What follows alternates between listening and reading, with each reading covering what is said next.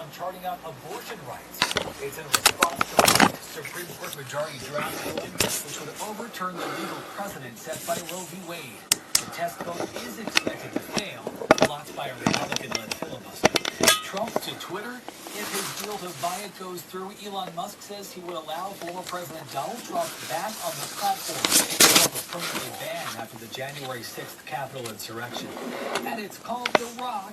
No, not the actor, but this 228-carat pear-shaped stone that goes up for sale at Christie's auction.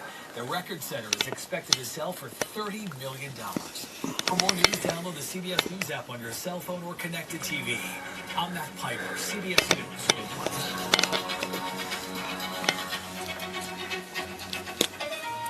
Tonight, gas prices soar to record highs as Americans feel the squeeze from inflation. What President Biden says he will do to relieve the pain hitting your wallet. I'm taking inflation very seriously, and it's my top domestic priority. President Biden blames the pandemic and the war in Ukraine for inflation. Tonight, his warning.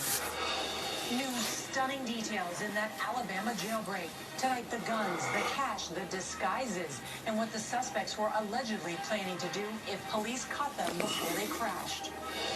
The new intelligence, where the U.S. is warning Russia is preparing for a long fight in Ukraine. Baby formula shortage, the empty store shelves as parents desperately look to feed their children.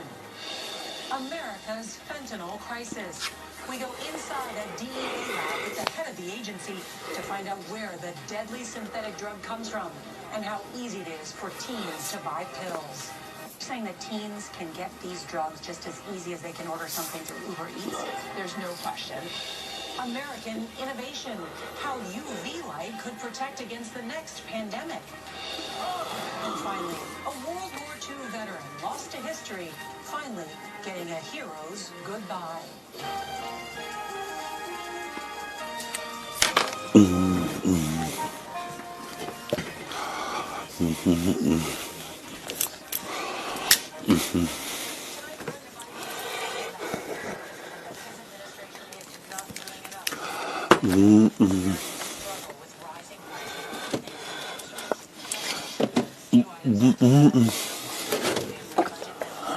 Gas prices.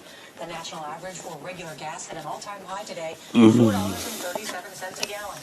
And while gas prices have stopped, have been down. The Dow finished in the red for the fourth straight day, ending the session at the lowest point in over a year. All the indexes are down more than double digits on the year.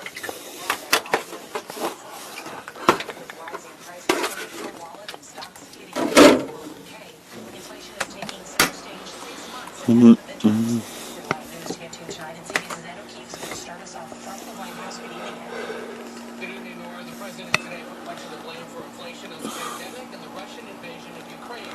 And as voters are holding the president accountable, it's time for Republicans to help come up with a plan. With gas prices spiking again, President Biden argued he's doing everything he can to ease the pain for consumers. I'm taking inflation very seriously, and it's my top domestic priority. His comments came as gas prices hit a new record high, jumping 17 cents in a week, causing sticker shock nationwide. I'd say it's affecting me every day. I do have to budget a little bit differently just for gas. I know you're going to be frustrated. I know. I can taste it. The president pointed to what he's already done to bring down gas prices, releasing millions of barrels of oil from the Strategic Petroleum Reserve and allowing the sale of cheaper, higher-emission gas this summer. I think our policies have helped, not hurt. But Americans don't agree. Less than a third approve of how he's handling inflation, and many are trying to adjust to higher costs, like Martha Razzle, who sells wooden pallets in the Chicago area. I used to get lumber for like 75 cents. Now it's $1.60. It's more than double. So that is a big hit. Razzle says inflation has cost her $250,000 in profits and stifled growth.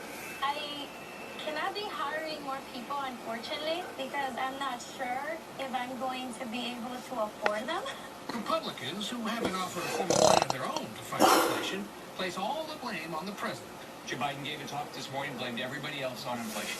He has been incapable of dealing with the crippling inflation that Americans are living with. With soaring prices threatening Democrats'